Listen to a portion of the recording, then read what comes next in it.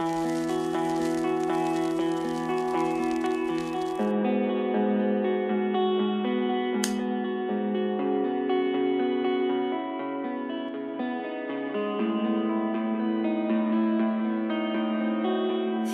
ai đó ghé đây mượn bờ vai mỗi ngày, lúc bấp bênh rối bời, lúc chán chê cuộc đời.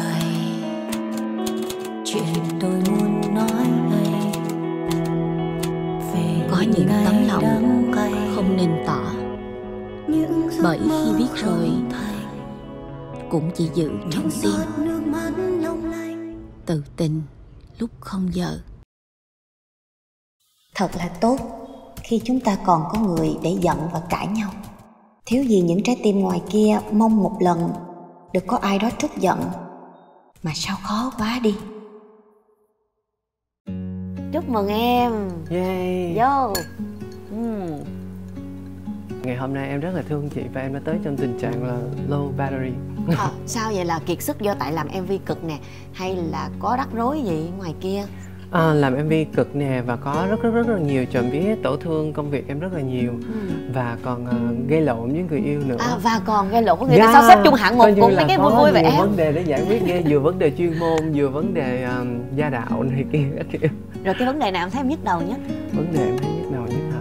Chắc là vấn đề gia đình rồi đó. Nhưng mà không sao, hy vọng là hôm nay sau khi ngồi nói chuyện xong lát về sẽ thấy ổn hơn. Ủa, hôm nay em là người tư vấn mà. Ồ vậy hả? Chứ không phải được tư vấn. Ok, nhưng mà tâm trạng của người trong cuộc. Dạ, chỉ người trong cuộc mới hiểu người trong kẹp nha mấy vị. Dạ. Thì ở trong cái chuyện mà quay MV vừa qua, nó có liên quan, nó có vận vào trong cái cuộc sống mình luôn không? Thường là MV tình yêu của em mà mấy cái bài buồn lắm đó nghe. Tại vì hiện tại là MV nói về một câu chuyện khác, hoàn toàn không liên quan tới câu chuyện hiện tại của em cả. Và em định là chắc là năm nay sẽ là năm cuối cùng mình bấu víu và than vãn vào những cái suy tư tình yêu cũ, những tình yêu đã qua. Mình sẽ tập trung vào tình yêu hiện tại hơn. Mình nghĩ nó không ảnh hưởng, mà có khi tâm lý nó cũng ảnh hưởng mà mình không biết. Thôi, chị mê mấy dòng nhạc buồn sầu của em, thanh xuân rồi nhớ nhung các kiểu mê lắm. Có thể là Lộc nghĩ là Lộc rất là mong là trong thời gian sắp tới MV sẽ được mọi người quan tâm nhiều hơn. Nhưng mà Lộc nghĩ là em nghĩ là năm nay chắc là sẽ là năm cuối cùng em tự hát ca khúc của mình sáng tác. Em sẽ vẫn tiếp tục sáng tác, nhưng có chọn để biểu diễn nó không thì em sẽ cân nhắc lại. Nói một chút về MV lần này đi để giới thiệu cho mọi người, bởi vì cũng là cùng thời gian mà MV vừa ra tuần trước. Chắc chắn là người ta cũng mong chờ biết tại sao lại lên tận Đà Lạt để làm, rồi MV nói về điều gì, câu chuyện đó nó đã ảnh hưởng bởi em hay là một cái người khác? Thật ra câu chuyện thường thì ngay cả trong sáng tác và quá trình làm MV của Đàm Võ Lộc thì câu chuyện chiếm khoảng 60% là thực tế và 40% còn là trí tưởng tượng bay xa của rất nhiều người, trong đó có Lộc nữa. Thì nếu như mà với thật tâm em rất yêu anh, lần này ngoài chuyện ca khúc ra thì MV Lộc nghĩ là đó chính là câu chuyện của bản thân Lộc mà lúc Lộc còn nhỏ. Dạ, nhưng mà nó sẽ có một xíu tưởng tượng ở khúc cuối, coi như là một dấu chấm. Như hồi nãy mà em đã nói là đây là dấu chấm, đây sẽ là cái hồi tưởng, có thể là một những lần cuối cùng mình hồi tưởng về những cái chuyện cũ. Và sau đó bây giờ từ đây về sau thì mình sẽ có những cái điều đó nó mới mẻ hơn trong công việc, trong tư duy lúc chọn bài hát và MV. Và ví dụ như em sẽ nói nhiều hơn về tình yêu hiện tại của em. Dạ. Trộm vía là mọi thứ vẫn đang ổn thỏa phải không? Mặc dù gây lộn với nhau nhưng bây giờ chắc cũng làm lành rồi hả? Dạ đúng rồi, mới làm lành được hôm qua hôm kia vậy thôi. Dạ, trước đó chắc là một bầu trời căng thẳng bão giông, rồi có khóc rồi lóc rồi tùm lum không? Không khóc mà tức lắm, tức xỉu. Tại vì luôn bị đóng vai ác nên là rất tức, chứ mà khóc thì nghĩ là không khóc. Nhưng mà trộm vía là có một cái hay, đó là lâu rồi mới được gây lộn giống vậy. Đa số các bạn dùng những cái từ như là buồn, chơi vơi, lạc lõng, trong chân, nhưng không ai dùng từ tức hết á. Thì chị thấy là em ở thế chủ động. Đúng em rồi. là người rất chủ động. Dạ, mà tại sao mình tức? Thường là cái tâm lý tức từ đâu? Mình tức là bởi vì tất cả những cái mình có thể làm mình đã làm rồi, và cảm thấy là bị mệt trong cái sự cố gắng và bực dọc, kiểu như làm rồi mà nó không có kết quả, điên quá, kiểu như vậy. Là làm trong cái sự nỗ lực cứu vãn mối quan hệ hay là cái gì? Đúng rồi, trong nỗ lực cứu vãn tất cả mọi thứ. Trong cái việc suy nghĩ của mình, và mình suy nghĩ về nhau, tất cả những cái mà mình nghĩ là em nghĩ là có thể cải thiện được thì đã làm hết và giải quyết hết tất cả những cái có thể. Nhưng mà vào cái khoảnh khắc đó thì nó vẫn không có giải quyết được vấn đề, cho nên là mình cảm thấy tức ở cái điều đó, thà là mình không làm gì hết. Nhưng mà bây giờ nghĩ lại thì lại cảm thấy ok, tại vì chính vì lúc đó mình làm kết quả nó không tới liền, mà phải chờ vài ngày sau người ta mới và chờ vài ngày sau công chuyện nó mới ổn lại. Dạ. Thì coi như tâm trạng của em là tức thôi, còn tâm trạng của các bạn chỉ túm lại một câu là em nằm khóc, còn anh thì nằm ngủ. Còn em chắc là em thì tức, còn bạn thì ngủ. Em nằm tức, còn anh thì nằm ngủ. Dạ. Câu chuyện đó là hợp với em hơn đó. Mà nhiều khi tức cũng khóc được chứ em, nên cũng khá tương đồng đấy chứ. Bữa sau nếu em tức khóc em sẽ alo chị. Đây.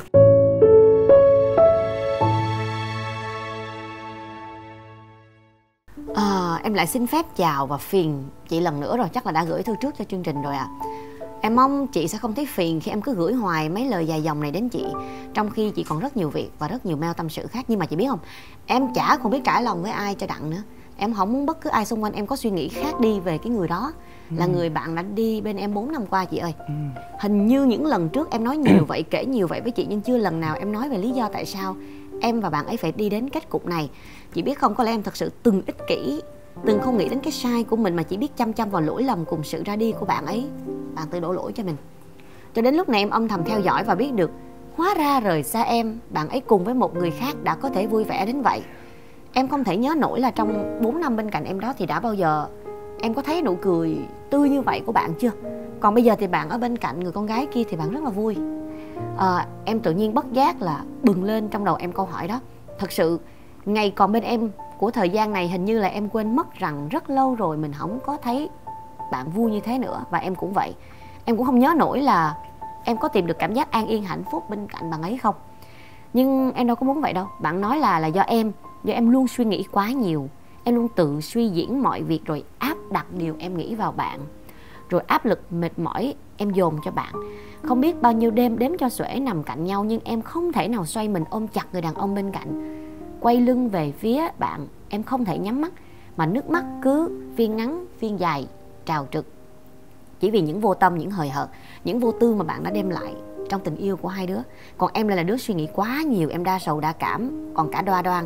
Điều này chắc là cũng giống em, thì bạn này cũng có tính lãnh đạo trong tình yêu, muốn cho mọi việc phải được quyết định, giải quyết ổn thỏa, chứ không phải đi tính không đâu phải thì em đến. viết đâu nha. Dạ, thì đâu có nói em viết. Em nào muốn giận hờn nhau hoài đâu. Em nói là bạn nói em cứ hay kiếm cớ gây chuyện, nhưng để làm cái gì? Em đâu có muốn kiếm cớ. Em ngang bướng gây sự để mỗi đêm cũng chỉ mỗi em trằn trọc nghẹn khóc, còn bạn ấy nằm bên cạnh em ngáy ngủ say sưa à. Ngày đó em từng ước rất nhiều, phải chi em quan trọng một chút, phải chi bạn có thể nghĩ cho cảm nhận của em một chút, nhưng bạn ấy chưa bao giờ làm được. Vậy nên ngày đó bạn dứt bỏ lại hết, bỏ lại em và quay đi, bởi vì lý do đã không còn chịu đựng được thêm nữa. Em luôn thầm trách là trách sao bạn chưa yêu em đủ, và trách sao em yêu bạn quá nhiều. Cho đến hiện tại em nhìn thấy khi ở bên người khác, ô bạn của em rất vui, trở thành một người yêu tuyệt vời của người ta đến vậy. Em đang tự hỏi là em tệ. Em đã không thể trở thành một cô gái tuyệt vời, không thể nghĩ ít đi một chút, không thể khiến người đàn ông bên cạnh cảm thấy an yên hạnh phúc, phải không? Là do em đúng không? Thực sự do em, hay chỉ đơn giản là bởi bạn ấy không yêu em nhiều như lúc mà bạn đang yêu người đó vậy chị? Kết thúc lá thư là một vạn những câu hỏi giống những câu hỏi của chúng ta thường hỏi khi chúng ta vẫn còn ở trong vai nạn nhân và là một vai bị đổ lỗi, chưa có giác ngộ được ý nghĩa thật sự của việc trở thành một người chủ động. Đây là tâm trạng của em mấy bữa trước. Dạ, y chang như vậy luôn đúng không? Đúng rồi. Dạ. Mà trộm vía chắc là em may mắn hơn bạn. Ok. Em bắt đưa ra lời khuyên lắm rồi. Không biết là bạn có coi không, nhưng mà hai đứa mình giống nhau lắm. Cách đây vài ngày thì Lộc nghĩ á, là bạn thắc mắc là có phải là do bạn hay không. Thì Lộc thấy là đây là một cái điều rất là tốt mà không phải ai cũng có thể làm được. Có một cái chuyện xảy ra mình không biết là ai đúng ai sai, nhưng mà nếu thật sự mình là người có trách nhiệm và mình khách quan, mình sẽ thắc mắc là ủa có phải tại mình không ta. Thì cái điều đó nếu mà mình còn đủ duyên, mình còn đủ quan tâm nhau thì mình sẽ nhận ra điều đó. Tại vì còn nếu mà mình cứ khăng khăng là mình đúng, hoặc là mình đứng ngoài câu chuyện, ô đây không phải là câu chuyện của mình nha, thì Lộc thấy đây là một điều rất là tích cực và bạn thật sự là quan tâm tới người khác, nên Lộc cảm thấy là không có vấn đề gì ở phía bạn cả. Nên mong là bạn sẽ cái gì sửa được nhỏ nhỏ thì sửa, nhưng mà cái vấn đề lớn mà như bạn nói là không biết bạn có đa đoan hay không, mình có suy nghĩ quá nhiều hay không, nhưng mà chính cái suy nghĩ đó nó đã dẫn tới cho bạn có một cái rất là hay là ngoại trừ quan tâm tới cái mình muốn á, bạn còn quan tâm tới cái người khác nghĩ nữa. Lỡ như thôi hai bạn có yêu ai khác hoặc hai bạn có yêu nhau trở lại thì cái điều này nó sẽ tốt cho bạn. Maybe là cái hoàn cảnh này nó hơi rầu rĩ, Lộc cảm thấy vậy. Đây mới là Lộc 2-3 ngày trước thôi. Nếu như theo đúng câu chuyện mà bạn nói á, thì bạn trai của bạn chưa có điều đó.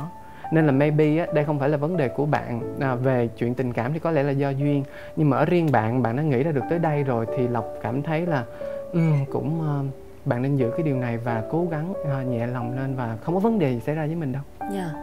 Còn chị thì chị lại thấy một cái điểm bất ổn á. Đúng là tốt khi mà chúng ta nhận ra là không biết có phải mình là một phần của nguyên nhân không. Đúng rồi, chỉ cần như vậy thôi. Nếu mà mình có câu trả lời thì tốt. Ví dụ như là có lỗi của mình đó. Tại vì bạn nam có xác nhận mà là lỗi của em á, tại vì em suy diễn đó. Tại vì em lúc nào cũng đổ lỗi cho anh. Em tự em phóng tác ra cái chuyện đó, em tự suy diễn, em nói anh thế này thế nọ rồi em áp đặt nó là đúng luôn. Rồi em còn bực mình ở đâu ấy, xong rồi em tràn vô đây. Theo như mà Lộc nghĩ á, thì cho một câu chuyện á, phải một bàn tay thì vỗ, không có nên tiếng. Nó phải có sự tương tác. Nên là em nghĩ là trong cái chuyện nếu mà nói sai, em không bao giờ dùng từ đúng sai trong một cái chuyện, đặc biệt là trong chuyện tình cảm. Chỉ là hai người có muốn giải quyết nó hay không thôi. Và tác nhân gây ra câu chuyện hai người ít nhất thì cũng 60-40, 50-50 hoặc là 80-20. Ai cũng có cái phần trong đó cả. Và giống như mà nói, có lẽ là nói bạn cho người yêu của bạn sai thì cũng không hẳn. Nhưng mà khi đã nói rằng là đây là do em, tức có nghĩa là mình không nói anh ấy sai, nhưng mà bạn ấy không còn muốn tham gia vô cái vấn đề này nữa, không muốn cải thiện. Đúng rồi, không muốn cải thiện và không muốn tham gia cái vấn đề này nữa. Thì đó là cái mong muốn của anh ấy và anh ấy bước ra. Bạn đang thiếu cái bước số 2 sau cái phần tư vấn, đó là đặt thêm một câu hỏi nữa. Tại vì những câu hỏi, 5 câu hỏi bạn đặt cho mình á sẽ là lỗi của em phải không? Do em sai phải không? Là bạn ấy không yêu em phải không? Có thể còn yêu em không? Nhưng mà thiếu một câu hỏi duy nhất thôi. Vậy em phải làm gì để cho lần sau em không có rơi vào cái tình trạng tương tự nữa? Có nghĩa là câu hỏi chưa có cái hướng ra để cải thiện. Câu hỏi chưa có cái hướng ra. Hướng ra thì nếu mình nói vậy thì tội nghiệp cái cô gái này quá. Thật sự nếu mà bây giờ đổi ngược lại, đây là không phải Lộc thiên vị nha. Nếu là một anh trai mà anh có câu hỏi này thì Lộc cũng sẽ không bắt anh phải giải quyết cái vấn đề một mình, tại sẽ có lỗi với họ quá. Bây giờ em phải làm gì đây ta? Đó, đây là một cái hai người đang ở cạnh nhau, đây là một chặng đường chung. Câu hỏi đó đã là một phương án rồi. Và Lộc tin là nếu có ai đó đáp lại cái điều đó thì từ từ mình sẽ có cách thôi. Nhưng mà nếu mà mình không có đáp lại, nếu mà mối quan hệ một chiều á, Lộc khuyên là nếu như bạn đặt ra câu hỏi mà bạn có cách mà do tự bạn nghĩ ra thì bạn cũng không nên làm. Tại vì tương lai mình không phải nói là anh này không tốt, nhưng tương lai cái mối quan hệ này nó sẽ tiếp tục như vậy. Tại vì nếu mà sự cải thiện nó chỉ đến từ một bên, ví dụ như cô giáo và học trò đi, cô đưa ra rất là nhiều giáo án mới, nhưng mà bạn đó thì cái sức học của bạn nó chỉ dừng lại ở đó thôi, và cái ngưỡng mong muốn tiếp thu của bạn nó chỉ dừng lại ở đó thôi, thì nó cũng rất khó để chúng ta cùng nhau nắm tay nhau lên lớp nhé. Đôi bạn học tập rất là khó. Nên là nếu mà chừng nào đây là giáo án của cô nè, em thấy ổn không? Đây là giáo án của em nè, anh thấy ổn không? Anh thấy ổn, how about mình thử. Còn nếu mà anh từ chối, anh cũng không muốn tham gia vào cái hoạt động này, không có nghĩa là anh sai nha. Nhưng mà cái nỗ lực của mình nó rất là một phía, nó sẽ bắt mình trở thành người kỳ vọng và bắt người ta trở thành những người phải đáp ứng cái điều đó, trong khi mong muốn của cả hai bây giờ nó đã khác rồi. Nên là em nghĩ, em thật lòng mà nghĩ á, em nghĩ là bạn này nghĩ tới đây á, là được rồi. Thật ra nó sẽ hay hơn nếu như mà mình chia tay trong căng thẳng á, thì mình sẽ có dịp để nói chuyện lại với nhau về điều này. Để giả dụ mà mình có chia tay đi nữa thì ngoài chuyện tình yêu thì mình vẫn là những cá nhân, có thể mình sẽ gặp nhau không phải là bạn bè, để mình gỡ cái gút mắt trong cả đôi bên cho mình thoải mái hơn. Em nghĩ là thêm cái bước đó thôi, chứ không cần phải đặt thêm câu hỏi là mình nên làm cái gì. Tại thi thoảng như vậy nó sẽ lâm vào cái tình trạng là mình đòi hỏi ở bản thân mình quá nhiều. Mà như ai mà hoạt động nhóm hay ở một cái tập thể thì mình biết có những chuyện đó, mình làm nhiều quá người ta sẽ cho đó là hiển nhiên. Người ta sẽ không biết ơn và trân trọng điều đó, người ta sẽ bắt mình làm nhiều hơn. Và nếu trong tình yêu mà mình cứ như vậy hoài á, về mặt lý thuyết thì mình sẽ nghĩ là người ta sai, sao người ta cứ bắt mình làm. Nhưng mà về mặt gọi là phản xạ có điều kiện á, mình tạo điều kiện, mình cho phép người ta bắt mình là mày phải làm thêm more để đáp ứng, để cái chuyện này nó có thể tiếp tục vận hành. Nên là như vậy đó, em nghĩ là với bạn này như vậy là đủ rồi. Còn với chuyện này có lẽ là cái mối duyên tới chỗ này nó hơi bị không có đủ gắn kết. Vậy đừng có lấn cấn nữa đúng không? Chỉ làm sao để bạn đừng có lấn cấn về bản thân mình. Chị hoàn toàn đồng ý. Và chị nghĩ là khi mà bạn nghe em nói, chị tin là bạn đã truyền được thêm sức mạnh đó, và cảm thấy mạnh hơn. Tại vì nếu mà mình bị nghe những lời anh ta nói như cách nãy giờ mà chị lặp lại cho em nghe những lời đó, em cảm thấy khó chịu lắm. Cảm giác bị hút hết sức mạnh. Cảm giác những cái tôi kiêu hãnh của mình á, nó bị chảy ra ngoài. Nó giống như bị mềm lại. Mình nói vậy là mình vô dụng hả? Vậy là mình không đáng được yêu hả? Vậy là mình suy diễn hả? Mình là một người xấu, mình đóng vai ác, mình là hung thủ. đó, ví dụ vậy. Thay vì mình hãy nghĩ một cái câu như Đào Bá Lộc nói đi, có thể là trong cái trường hợp đó nếu mà đặt một cái nhân vật khác vào, người ta vẫn sẽ có những cảm xúc như vậy. Cái trường hợp này là tiến thoái lưỡng nan rồi. Đúng rồi. Dạ, nên là bạn hãy bình tĩnh lại, và những gì bạn đang làm, những gì bạn đang nghĩ đều đúng lộ trình. Đã hợp lý rồi. Cho mình thêm một ít thời gian thôi để làm cho mình tốt hơn. Đâu ai biết được đâu, đúng không? Là làm sao để mình tốt hơn và những mối quan hệ tiếp theo của mình tốt hơn là được. Và mình phải tìm được một cái điều tuyệt vời trong cái chuyện tệ. Cái điều tuyệt vời ở đây là cái anh kia có người khác chăm sóc vui hơn rồi, có người yêu mới rồi. Mình cũng buồn nhưng mà mình gọi là sao ta, mình an lòng. Khi mình yêu một người tới một cái giai đoạn, mình sẽ mong muốn những cái gì tốt nhất cho người đó. Chứ không phải là mình muốn hai đứa ở chung rồi người ta là mình vui. Rồi hai người quay lưng với nhau, người này khóc, người này ngủ khò khò. Đúng rồi, sáng hôm sau thấy sưng mắt họ, ủa sao vậy? Giận luôn, đừng vô tâm. Bạn quan tâm được tới đó, Lộc thấy là hay đó. Lộc thấy là hay thật sự. Không biết là em có làm được tới đó không ta? Em sẽ cố gắng. Thì giống như Lộc bây giờ thì Lộc bị rơi vô tình trạng như thế này. Đó là một, mình cảm giác đây là cãi nhau không có solution, không có giải pháp thắt đúng ra. Rồi, xin lỗi, đây là cãi nhau không có giải pháp. Và trong tương lai cái điều này nó sẽ happen lại, nó sẽ xảy ra lại một lần nữa. Và trong mắt của người ta, khi mà vấn đề nó không được giải quyết, giống như bạn nói là cái anh này thường xuyên đổ lỗi cho bạn. Người yêu Lộc cũng vậy, anh nhịn, anh xin lỗi, nhưng mà anh xin lỗi là tại vì anh chiều em và anh muốn vậy. Nhưng trong đầu của anh thì anh vẫn nghĩ rằng những cái anh làm là hợp lý. Ý của Lộc chỉ cần là anh xác định là bây giờ cái chuyện này xảy ra nè, mình không biết ai đúng hay ai sai, nhưng mà có phần của mình trong đó không ta, bây giờ mình nên làm gì? Dừng lại ở đó thôi là được. Còn người yêu của Lộc là sẽ đáp ứng những cái hành động này vô điều kiện, nhưng bằng mà mặt không bằng lòng. Đúng, nhưng Lộc cảm giác cái sự ác cảm trong lòng ảnh nó nhiều lên. Mình cảm giác là mình đóng vai ác mình sẽ rất là tổn thương. Đó, Lộc nghĩ dừng lại ở đây thì nó sẽ tốt hơn. Và giả sử như trong tương lai, một là mình dừng lại, hai là mình phải giải quyết cái vấn đề này một cách triệt để. Lộc cảm giác là đây giống như là một cái thói quen thôi, chứ thật sự anh không vui và Lộc cũng không vui. Lộc không muốn là mình ở cạnh đây, nhưng mà trong lòng mình nghĩ là người kia sai. Mình không thể nào làm bạn của một người mà mình luôn nghĩ là họ sai, và cũng không thể nào làm người yêu của một người mà mình luôn nghĩ là họ sai. Và Lộc hiểu được là những ai mà hay chủ động giống bạn giống như Lộc vậy nè, Lộc hay bị rơi vào tình trạng là bởi vì biểu hiện của mình quá gai góc, quá quyết liệt, và mình hay sắp xếp đa đoan như bạn nói. Cho nên khi nhắm mắt lại người ta sẽ nghĩ mình là người đóng vai ác mà không cần thông qua điều tra. Ví dụ giờ mình sẽ chơi với nhau 3 người bạn đi, ví dụ như chị Trinh, Lộc với lại Bông Hồng đi, có chuyện xảy ra Bông Hồng sẽ nói là chỉ có Lộc là đóng vai đúng rồi, Lộc làm gì chị Trinh, chị Trinh hiền như vậy thì chị Trinh làm sao mà làm gì Lộc được. Và nếu như mà Lộc, người yêu của Lộc là Bông Hồng, thế nào nó cũng bảo là, nó cũng nghĩ trong đầu là lại nữa rồi đó. Nên Lộc có nói với người yêu Lộc điều đó. Mà ngay cả người yêu Lộc là ở bên cạnh Lộc nè, nhận thấy là bản thân Lộc hay bị đặt vào tình trạng đó với những người thân, đồng nghiệp và bạn bè của mình. Nhưng câu chuyện với Lộc và ảnh cũng nghĩ mình đóng vai ác luôn trong vô thức. Nên Lộc nghĩ là đầu tiên là bạn phải giải quyết điều đó. Em có nói nhiều không? Không, chị thích nghe em nói. Cho em khuyên bạn thêm lời nữa nha.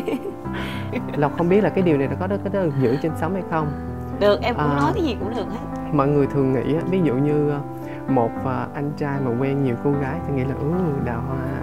Một cô gái mà quen nhiều anh trai mất nết, đúng không chị? Em biết là mọi người đang nghĩ điều đó trong đầu mà. Rồi ok, trước khi mình nói về Lộc sẽ nói một câu chuyện riêng và đâm ban. Đó là người yêu của Lộc thì bởi vì Lộc rất là trân trọng mọi người, và Lộc dĩ nhiên là có gặp một người 1-2 ngày rồi thôi, mình có cái mong muốn là mình sẽ nghiêm túc với cái người này, mà câu chuyện nó không đi đến đâu chăng nữa, dù là trong một thời gian ngắn thì mình vẫn trân trọng và gọi họ là người yêu, chứ không phải là hồi đó ta từng quen thằng đó hết next, thì không phải là như vậy. Đó là lý do mà đếm ra nó có vẻ nhiều, nhưng mà còn thật ra là đó là lý do. Bây giờ giống như kiểu như hồi xưa là mình quen ngắn xong mình chia tay mình vẫn kịp connect với, mình vẫn kịp kết nối với xã hội, mình cảm thấy không bị cô lập, mình có thể hẹn anh này đi chơi, anh kia đi uống cà phê, không có ý tiến xa gì hết. Đúng rồi, chỉ như là một người bạn mà khác giới thôi, để mình cảm giác là trong cuộc sống mình thì ngoài bánh bèo, bạn bè đồng loại ra nó cũng có giới này, giới kia, giới nọ. Cho nên mặc dù hiện tại Lộc và người yêu đã ổn định trở lại, nhưng mà Lộc cũng nói rõ với ảnh những vấn đề đó luôn. Thứ nhất là em rất là yêu anh, nhưng mà cái cảm giác của em bây giờ nó bị đề phòng, không phải là đề phòng anh mà đề phòng cái vấn đề nó xảy ra lại một lần nữa. Tại vì em cứ vô tình bị đặt vô vai trò là hung thủ trong mối quan hệ, nên là bây giờ mình sẽ cố fix điều đó. Nhưng khi em nói mình, tức nghĩa là anh đó. Và thứ hai là trong thời gian sắp tới Lộc cũng sẽ cố gắng có nhiều bạn bè hơn, có nhiều nhóm bạn hơn nữa. chứ không chỉ biết có người yêu không. Và có trong số nhóm bạn đó sẽ có nhiều bạn nam, những bạn khác giới hơn, và Lộc nghĩ là bạn cũng nên như vậy. Tại vì khi mình quen ai đó 4 năm á, có thể đàn ông thì người ta sẽ ra ngoài, người ta nhìn cái này, người ta ngắm cái kia, người ta ghẹo cái nọ, đúng không? Họ sẽ không thấy bị cô lập bởi xã hội. Em quen lâu thế vậy em mới hiểu cảm giác là khi mình đầu tư nhiều như một người á. Hồi xưa chị nhớ em đã từng tranh luận với chị là phải dành thời gian đều cho mọi người. Em có dành thời gian đó, nhưng mà em vẫn không ý thức được là thật sự nó không đủ đâu. Mình vẫn thật sự dành rất là nhiều thời gian cho họ. Nên là mình vẫn cố gắng giữ liên lạc với xã hội, giữ liên lạc với các bạn nam khác giới, để mà khi mà mình quyết định mà yêu ảnh, hay mình quyết định từ chối một cái cám dỗ bên ngoài á, là tại vì mình yêu ảnh, chứ không phải tại vì mình chỉ có một sự lựa chọn là ảnh thôi. Gặp ai đó khác giới để cảm thấy mình thoải mái hơn, mình có những cuộc nói chuyện khách quan hơn, và ngoài kia mình có nhiều sự lựa chọn khác hơn. Nên là nếu thực sự mà khi về nhà mình vẫn còn nghĩ về ảnh á, là mình xác định rõ là mình vẫn còn tình cảm với người này, chứ không phải là mình như thói quen đó. Bữa trong 4 năm qua bây giờ mình chỉ có một sự lựa chọn thôi, mình hoảng quá rồi. Giống như thích là nghĩ rằng em là của anh, nhưng không, yêu phải là tự trong lòng mình biết anh đúng là rồi, của em, là tự trong lòng của mình là câu hỏi nó quan trọng nhất. Nên hy vọng là qua những chia sẻ rất nhiệt tình, rất chân thành từ câu chuyện thật của Đào Bảo Lộc, bạn sẽ tự có câu trả lời cho mình, và câu trả lời của bạn mới là câu trả lời chính xác nhất nha. Chứ Trinh và Lộc chỉ là mang tính tham khảo tư vấn thôi. Cảm ơn nha guru Đào Bảo Lộc. Chị có quà cho em bởi vì em quá nhiệt tình với bạn. Thì chương trình cũng có một món quà nho nhỏ mà bữa chị hỏi em là thích thành phố nào, em trả lời đó là Hà Nội. Tại sao? Tỷ lệ người yêu cũ rơi vào Hà Nội nhiều nhất. Rồi chị biết gu em luôn. Gu em có giống cái món quà này không? Em mở ra đi. Một người phải thơm, sang, tinh tế, đẹp, thông minh, lịch lãm, giống như thương hiệu Y25 mà chị Hải Yến dành tặng cho mình hôm nay á. Đây là chai nước hoa riêng cho những cái dòng mà đặc thù tả về những thành phố rất là nổi tiếng của Việt Nam. Hà Nội nè, Nha Trang, Đà Lạt, Hội An, Đà Nẵng, xinh quá. Cảm ơn chị. Đây là Hà Nội, em thử cái mùi xem coi có hợp với em không. Hy vọng có ngửi được cái mùi rêu, rồi mùi gỗ, mùi cam. Đi người yêu cũ.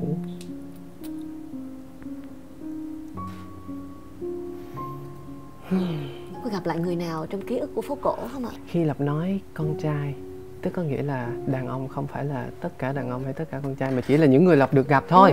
Giống như khi mình nói phụ nữ thì không phải tất cả phụ nữ, mà chỉ là những người mà mình được biết thôi.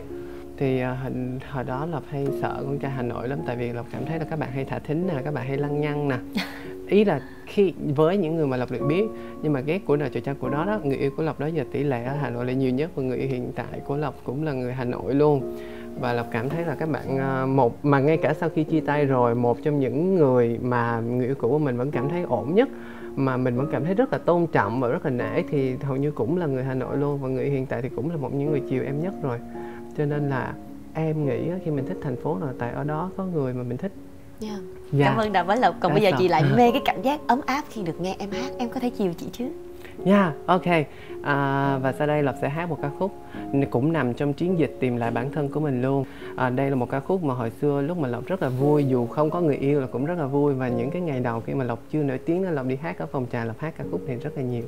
Rhythm of the Rain. Và mời chị Trinh và các bạn cùng nghe nhé. Xin mời các bạn đến với nhịp điệu của những cơn mưa.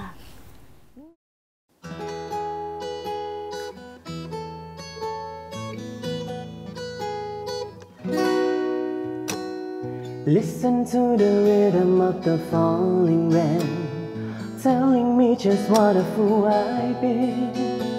I wish that it would go and let me cry in vents, and let me be alone again. The only girl I cared about has gone away, looking for the brand new star. But little does she know that when she left that day, along with her she took my heart. Red flea, tell me now, does that seem fair? For her stole my heart away when she don't care. I can't love another when my heart's somewhere far away. Nếu thực là mạnh mẽ, đâu ước gối thế này. Nếu kiên cường bất khuất, đâu cầu cạnh được say. Con người vốn yếu đuối, tâm hồn dễ tổn thương, nhưng không vờ cứng cỏi, biết đâu bị coi thường.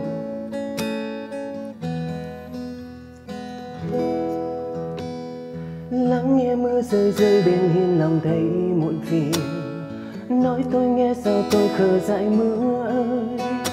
Giờ nếu như tôi ngu ngơ vu vơ ngồi khóc trong mưa, thì tôi có quên hết chuyện buồn xưa. Người bấy lâu nay tôi yêu tôi thương giờ xa thật rồi.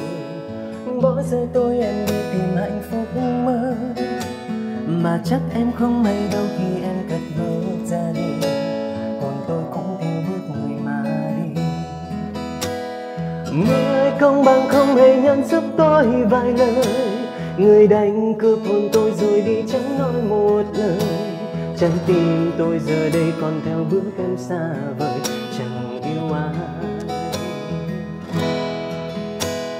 Người công bằng không hề nhận giúp tôi vài lời. Người đánh cướp hồn tôi rồi đi chẳng nói một lời. Trái tim tôi giờ đây còn theo bước em xa vời, chẳng yêu ai. Trái tim tôi giờ đây còn theo bước em xa vời, chẳng yêu ai.